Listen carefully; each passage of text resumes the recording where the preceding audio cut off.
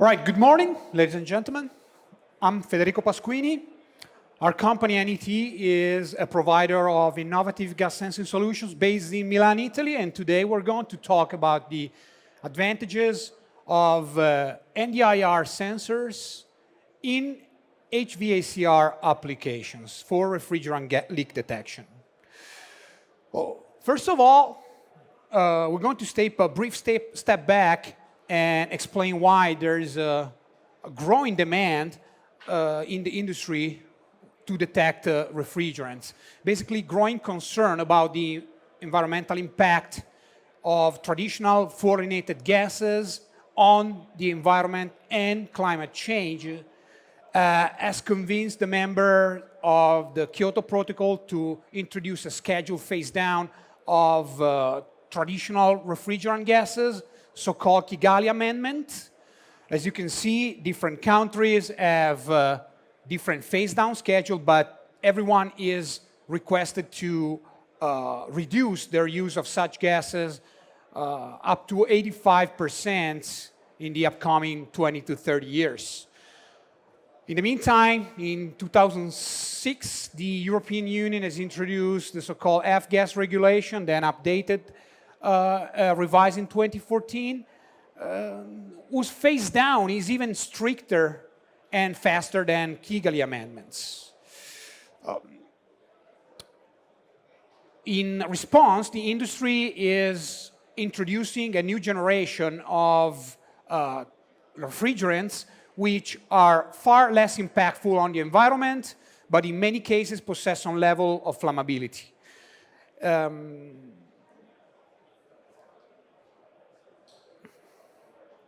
The refrigerant flammability is classified according to the standard ISO 817-2014 in terms of flammability, class 1 to 3, and toxicity in class A and B. To express the flammability properties of a new generation of unsaturated HFCs, often referred to as HFOs, the standard has introduced a new class called A2L, characterized by burning velocities of less than 10 centimeters per second. That means the gas is flammable, but it burns with a lower velocity than class 2 and even class 3.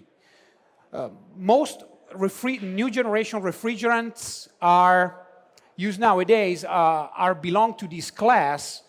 So the industry is also evaluating if large charge sizes can be used safely for those gases beyond those currently allowed for gases such as R152A, which is in class 2, or hydrocarbons, which are in class 3.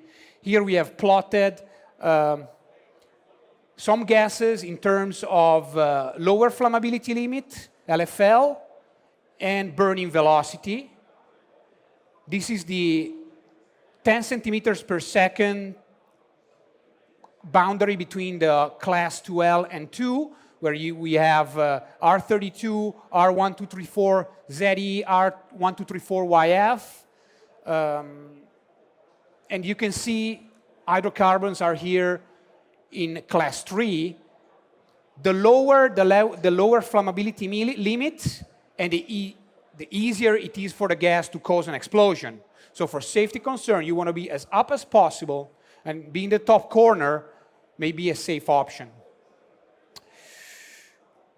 This is the international standards for refrigeration and refrigerant gases, divided by group, product, and refrigerant classification.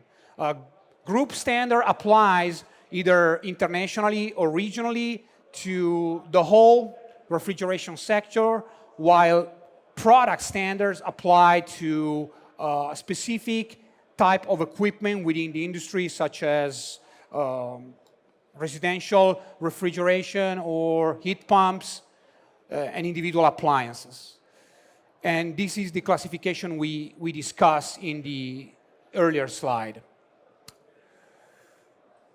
Well, the schedule phase down is also causing some financial side effects on the market. Here we can see the dramatic rise we had for the price of some of the common refrigerant during 2017 in response to the schedule phase down.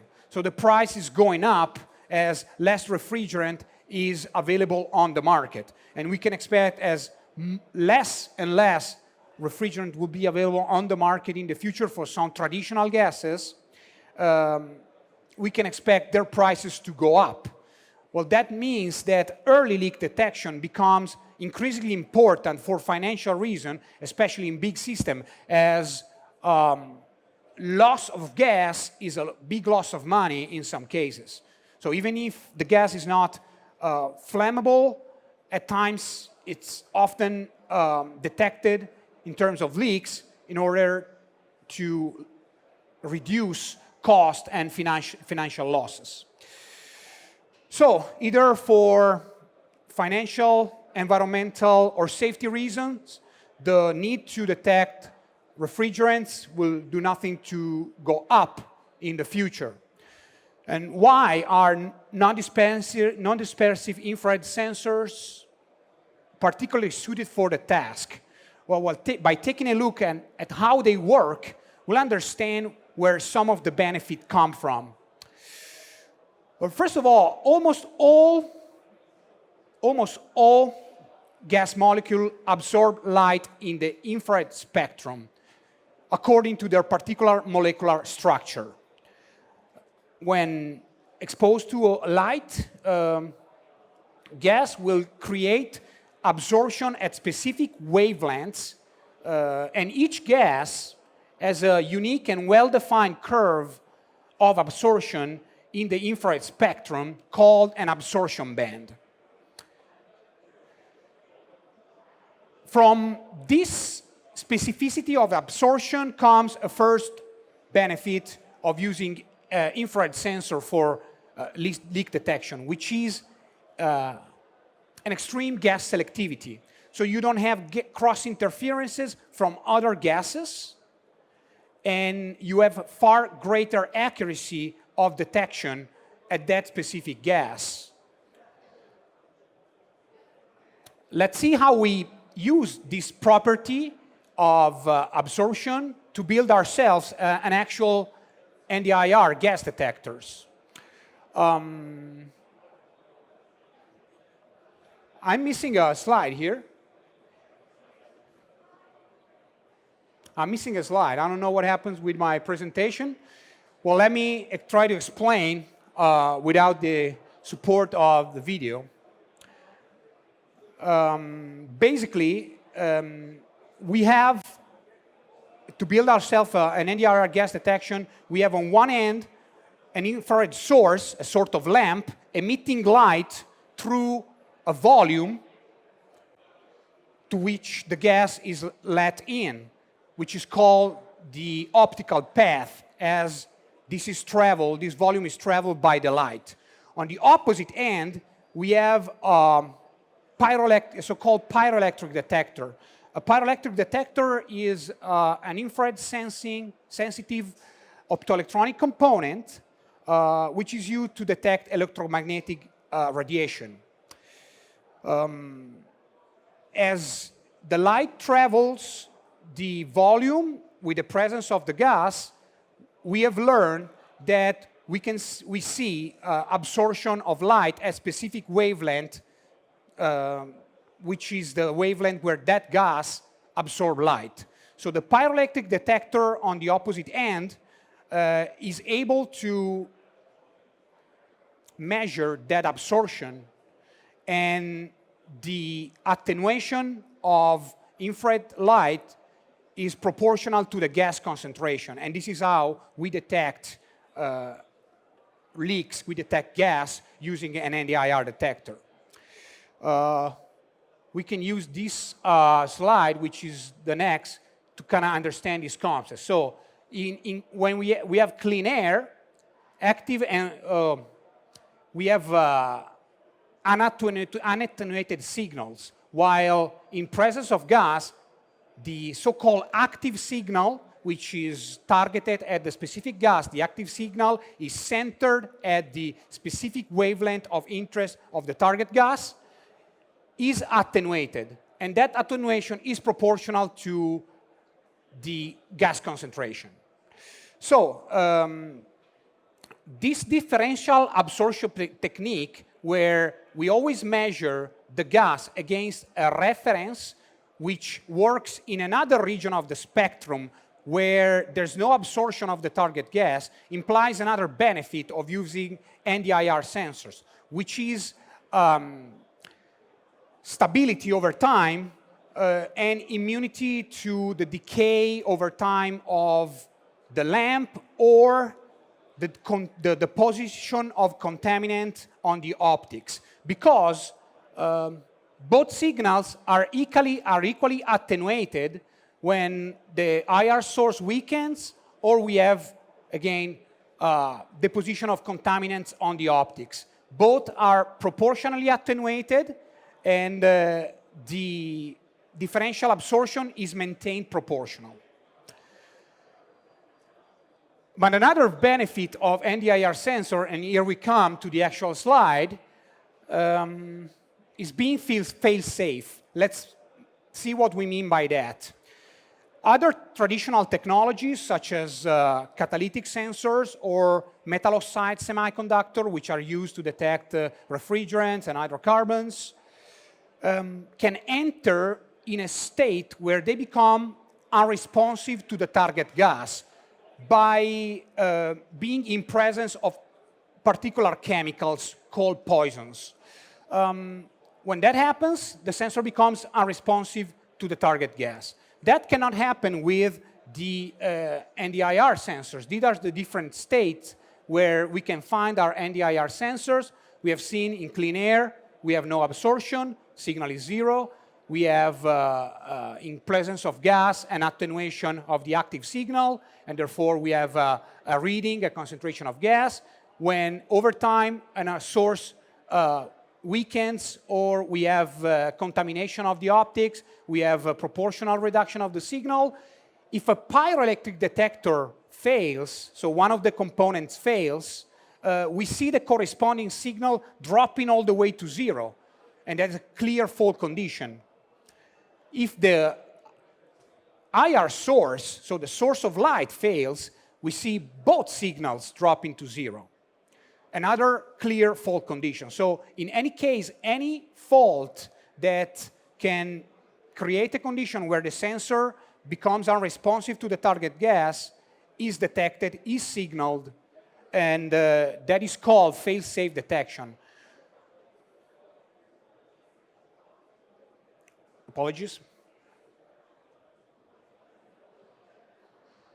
So we can never enter a state where the sensor cannot detect a gas unless we have a physically blocked gas inlet. But of course, that is true with any technology. If the gas inlet is blocked, no matter what the technology you're using, you won't be able to detect gas. Another advantage of infrared detection is immunity to poisoning.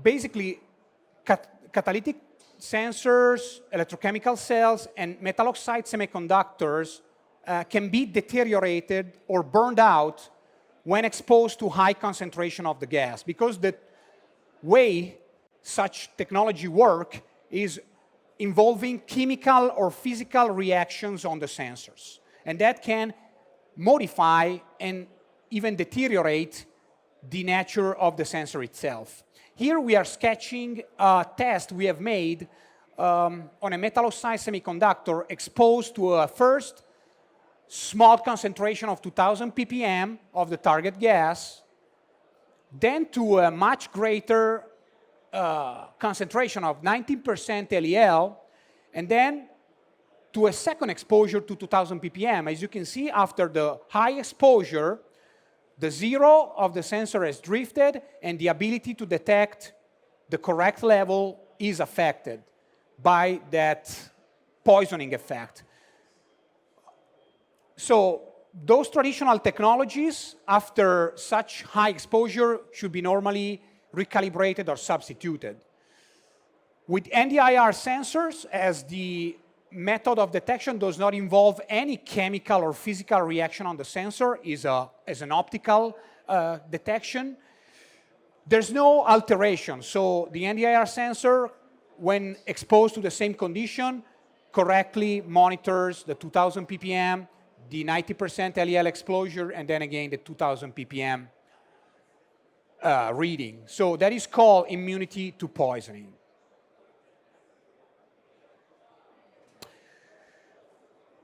Another benefit of NDIR sensors is its stability against extreme environmental conditions. First of all, nowadays, NDIR sensors are compensated through a wide temperature range, normally between -40 to 60, where you have an active compensation of the signal.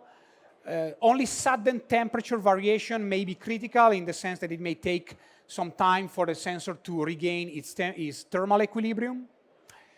But normally environmental temperature variation are slow, they're not sudden. And when it comes to humidity, first of all, the water vapor absorption band do not interfere with refrigerant absorption band, and therefore we don't have interference, we don't have cross sensitivity to that. And plus, due to self-heating of the electronics and the IR lamp, the sensor always operates at a temperature of about 10 to 15 degrees above the ambient temperature, therefore always above dew point, and condensation on the optics is then very rare. Therefore, NDIR sensors normally have far greater resistance to extreme environmental conditions when compared to other traditional technologies. Last but not least, most nowadays NDIR gas detectors are smart microprocessor-based unit with standardized, compensated, and linearized outputs, with digital communication, with several self-checks and performance-enhancing algorithms that guarantee greater performance and ease of integration.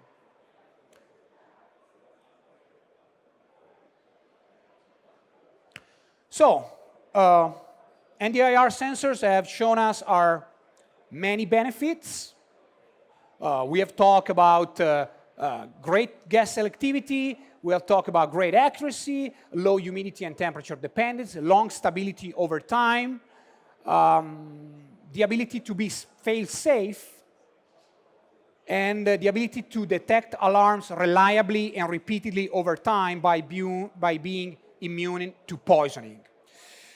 Their price remains the major inhibitor to a more widespread use, and the industry is in a drive to reduce them in order to allow NDIR gas detection to be applied to a far greater number of applications than it is today. We as NET are at the forefront of that by being a manufacturer.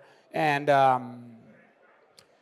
if you have any question or you have any doubt, I'm open to answering them now or later at our booth, number 5203, so Pavilion 5203, or you can drop me an email at this contact. Thank you very much for your attention, and hope you enjoy the rest of the lectures.